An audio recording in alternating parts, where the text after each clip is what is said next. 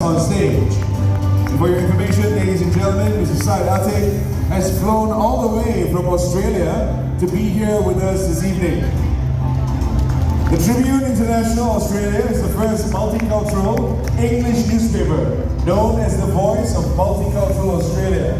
Over 5,000 international and 10,000 local Tribune covers a wide range of topics. It is committed to upholding journalistic integrity while promoting halal compliant content, fostering understanding amongst different communities by bridging cultural gaps and contributing towards a positive global discourse. Congratulations to the Tribune International Australia.